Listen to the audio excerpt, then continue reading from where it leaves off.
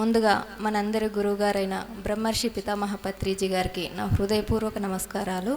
అదేవిధంగా నా తల్లిదండ్రులకు కూడా నా ఆత్మపూర్వక నమస్కారాలు. ఇక్కడికి వచ్చిన ఆత్మ బంధువులందరికీ కూడా నా హృదయపూర్వక నమస్కారాలు. 21లో ధ్యానంలోకి వచ్చాను. పిఎంసి ఛానల్ చూసే వచ్చాను. పిఎంసి ఛానల్ రోజు చూస్తూ, అంతకుముందు భక్తి ఛానల్ చూసేదాన్ని, కానీ అది తిప్పుతూ అందులో పిఎంసి మధ్యలో కనిపించేది. ఇదేంటి ఈ ఛానల్ కొత్తగా కనిపిస్తుంది అనుకున్నాను.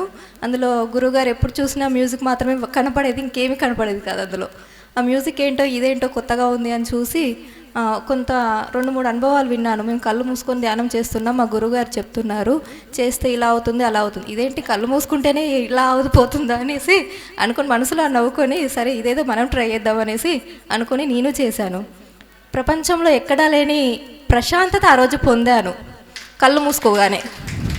అంటే అంతకుముందు వరకు కళ్ళు మూసుకుంటే ఇంత ప్రశాంతత మనలోనే ఉంది అనే సత్యాన్ని మనకెవరు తెలియపరచలేదు. అది మనలోనే దాగి ఉంది. కానీ కళ్ళు మూసుకోలేక మనం ప్రపంచాన్ని అంతా వెతుకుతున్నాం ప్రశాంతత ఎక్కడ ఉంది అని. కానీ కళ్ళు మూసుకుంటేనే అది మనలోనే దొరుకుతుంది అని ఆ సత్యం ఆ రోజు అర్థమైంది నాకు. నేను అప్పటి వరకు ఎన్నో పూజలు చేశాను, ఎంతో గంటలు చేసేదాన్ని. భగవంతుని చూడాలి అనే తపన నాది, ఆయన్ని ఒక్కసారి కలవాలనే కోరిక నాది, రామభక్తునిలాగా. కానీ ఎన్నో ప్రయత్నాలు చేసినా అందరూ అనుకుంటారు కదా దేవుడిని చూడాలంటే గుడిలో ఉంటాడని. గుడికి ప్రతిరోజు రెగ్యులర్గా వెళ్ళేదాన్ని, ఎక్కడ ఎప్పుడు దొరకలేదు నాకు భగవంతుడు. కానీ ఎప్పుడైతే కళ్ళు మూసుకున్నానో ఆ రోజు నాలోనే నాకు కనిపించాడు పరమాత్మ. అంటే మన ఆనందంలోనే, మన మానసిక ప్రశాంతతలోనే పరమాత్మ ఉన్నాడు. అంతకుమించి పరమాత్మ ఇంకెవరో కాదు, ఇంకెక్కడో లేడు. నీ ఆనందమే, నీ ఆత్మారాముడే నీ ఆనందమే, అదే అసలైన ప్రశాంతత, ఆనందమే నీ భగవంతుడు అనేసి అప్పుడు నాకు అర్థమైంది. మనం ఆనందంగా ఉంటే ఈ ప్రపంచం అంతా ఆనందంగానే కనిపిస్తూ ఉంటుంది మనకి. సరే, అది అలా ఉంటే నన్ను ఈ దీంట్లోకి జాయిన్ చేసింది సునీత మేడం. నన్ను ఫస్ట్ దీంట్లోకి తీసుకొచ్చింది, అంటే ఫస్ట్ మేడం జాయిన్ అయింది. ఆ మేడం ఒకసారి రావాల్సిందిగా కోరుతున్నాను. ఈ మేడం ఫస్ట్ జాయిన్ అయింది. మేడం, నేను ఇట్లా పిఎంసిలో జాయిన్ అయ్యాను, నాకు తోడుగా ఎవరు లేరు, మీరు వస్తారా అని అడిగింది. సరే మేడం, ఏంటి ఎలా అది ఎట్లా అనేసి అడిగితే మొత్తం డీటెయిల్స్ అనే చెప్పింది. కానీ అప్పుడు నాకు డబ్బులు లేవు, నేనైతే పట్టి టికెట్ పెట్టుకొని అయితే రాగలను, నేను ఇంకేం చేయలేనని చెప్పాను. సరే నాకు తోడుగా ఉంటే చాలు అనేసి అనింది. 2 సార్లు వచ్చాను, ఒకసారి ఉజ్జయిని, ఇంకోసారి పుట్టపర్తి. ఇంకా మేడం అనింది నువ్వు కూడా జాయిన్ గా అంటే, నా దగ్గర డబ్బులు లేవు మేడం, నేను రాను, నేను జాయిన్ అవ్వను అని చెప్పాను. లేదు నేను రాయిస్తాను నీ పేరు అనింది. సరే ఇంకా నా వల్ల కాదు, నేనైతే ఇవ్వను, డబ్బులు నువ్వే ఇవ్వాలి అని చెప్పాను. సరే చూసుకున్న తర్వాత అనేసి అనింది. సరే అని చెప్పేసి పేరు రాయించింది. రాయించిన తర్వాత అప్పుడు నా మైండ్ జీరో మైండ్, నా దగ్గర ఒక్క రూపాయి కూడా లేదు, నేనైతే ఇవ్వలేను, ఇది ఎలా జరుగుతుందో నాకు తెలియదు. మేడం అయితే పేరు రాయించింది. పేరు రాయిస్తే తప్పనిసరి, మాట ఇచ్చినట్టే. మరి ఎలా కట్టుతాను నాకైతే తెలియదు. సరే అనుకున్నాను. అయిపోయిన తర్వాత ఒక 10,000 అయితే వేసాను, ట్రాన్స్ఫర్ చేశాను సీత మేడంకి. ఇప్పుడు కూడా 10,000 తీసుకొచ్చాను ఇవ్వడానికి. ఇంకా టైం ఉంది కదా, అప్పటి వరకు అన్నీ కంప్లీట్ చేసి ఇస్తాను, ఆ నమ్మకం నాకు ఉంది. నాతో పాటు మరో మేడాన్ని తీసుకొచ్చాను ఈసారి కొత్తగా.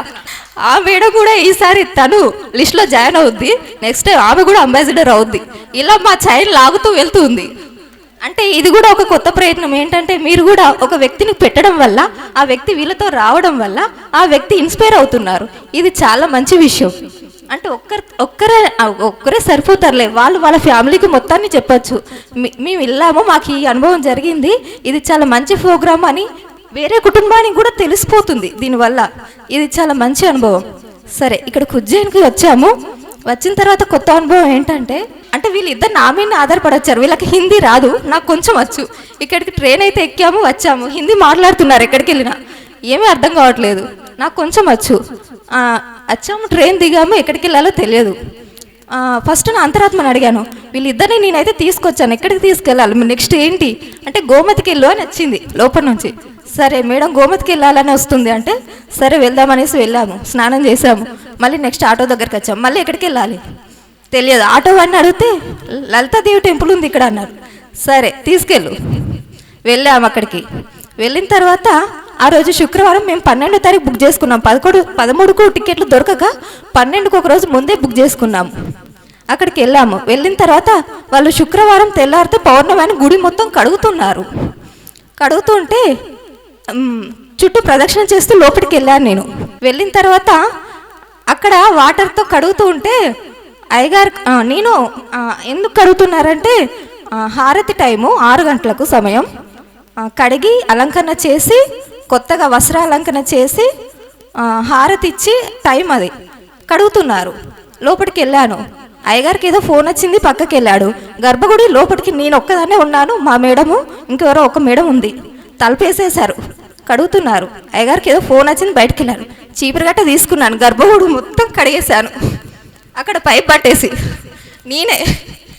నేను మొత్తం కడిగేశాను. వస్తే అయ్యగారు ఏమంటాడు తెలియదు, పోనీ కడిగేశాను. అయ్యగారు వచ్చాడు, చూశాడు, నవ్వాడు. మొత్తం కడిగేశాను.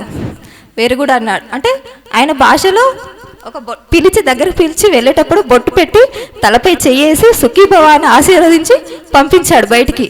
నేను ఎక్కడ పుట్టాను, లలితాదేవి శక్తిపీఠం ఎక్కడ, ఇక్కడికి వచ్చి నేను గర్భగుడి గడడం ఏంటి? అది నా అదృష్టం, ఎన్ని జన్మల పుణ్యమో. సరే, అది అయిపోయింది. బయటకు వచ్చాం, కూర్చున్నాం. నాతో వచ్చిన మరో మేడం అంటుంది, మేడం రండి. ఈ మేడం అంది బయటకు వచ్చి కూర్చున్నాక, నాకు అనిపిస్తుంది మేడం ఈ టెంపుల్ మొత్తం ఇవాళ మనిద్దరమే కడుగుదామని.